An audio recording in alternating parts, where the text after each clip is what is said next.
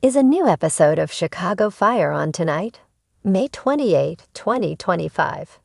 Season 13 of Chicago Fire has come to an end, and Chiehards are already missing the Firehouse 51 fan favorites.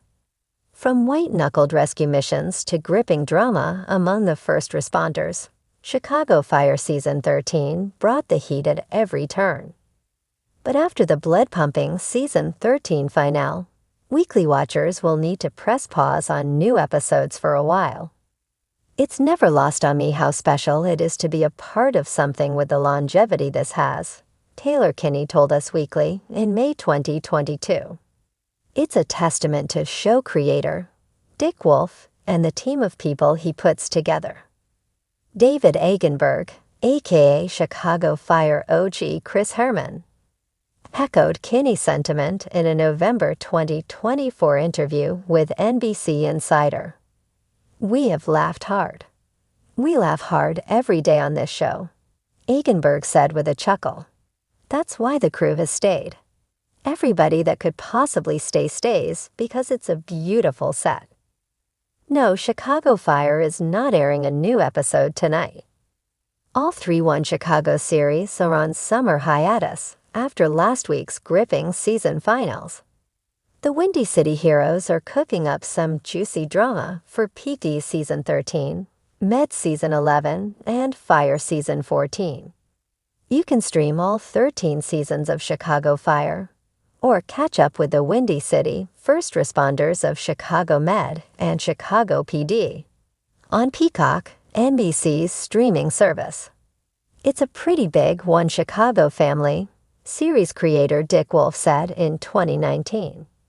"Everybody gets along. I mean, there are no squeaky wheels in the cast. I've never had anything like it, which is, I think, only visible to the audience by the fact of how good they are together. There are no line counters. There are no where's my close-up.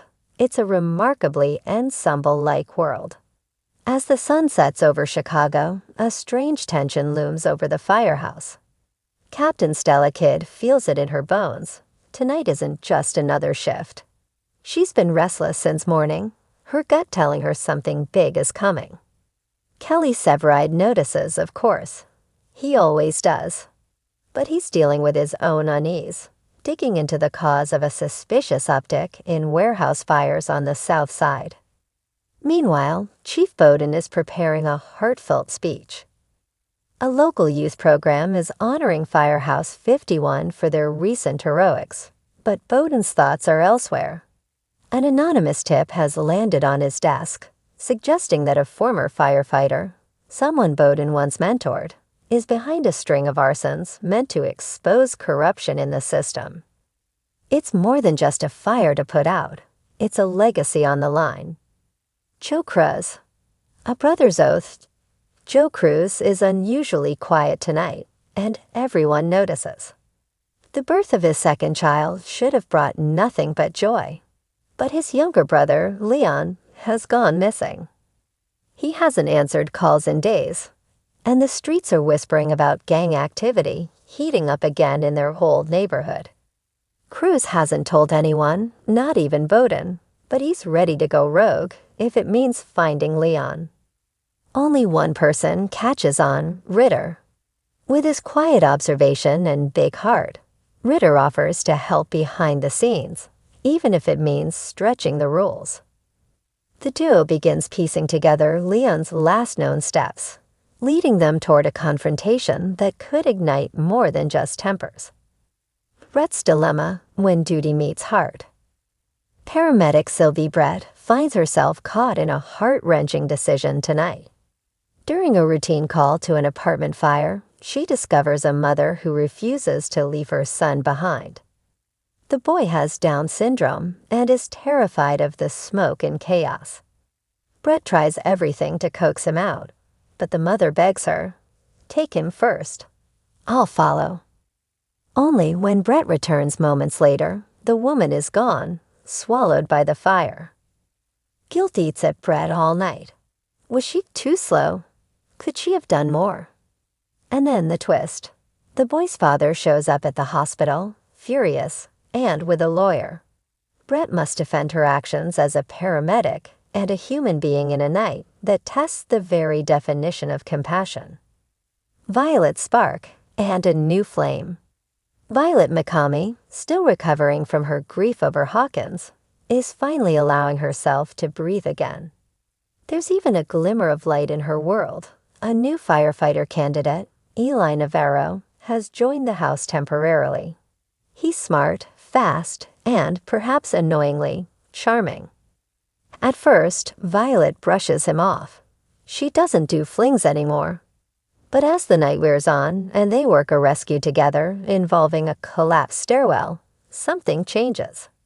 He risks his own safety to get to a trapped teenager, and Violet sees in him the bravery that once drew her to Hawkins. She's shaken but intrigued. Could this be the beginning of something real? The blaze of the night. A school in flames. But everything else fades when the big call comes in. A local elementary school is on fire, with dozens of kids still inside. Every available unit is dispatched. Firehouse 51 leads the charge. As smoke pours into the winter sky and sirens wail through the streets, the crew knows this is the kind of call that defines careers or ends them.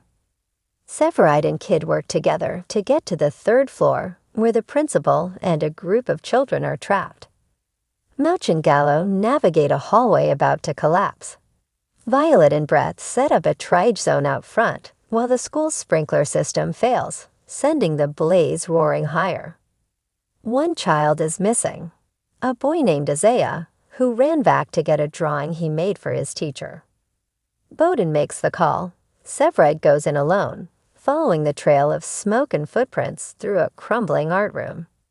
It's a harrowing search, and time is running out. Redemption and resolve. Severide finds Isaiah unconscious under a collapsed beam and carries him out just as part of the roof gives way. It's the kind of rescue that earns headlines, but Severide only cares about one thing: the boy breathing in his arms. Back at 51, there's no celebration, just quiet exhaustion and reflection. Cruz finally hears from Leon. He's safe, but barely. He needs help, and Cruz knows it's time to get real with Bowden. Meanwhile, Brett sits beside Isaiah's bed at the hospital, replaying the mother's last words.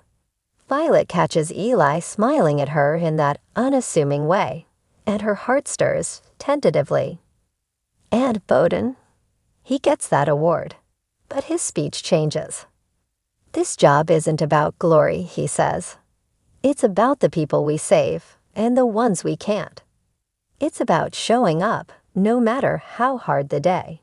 And above all, it's about doing the right thing, even when it's the hardest thing of all. Tune in tonight. Chicago Fire airs tonight at 9/8 on NBC.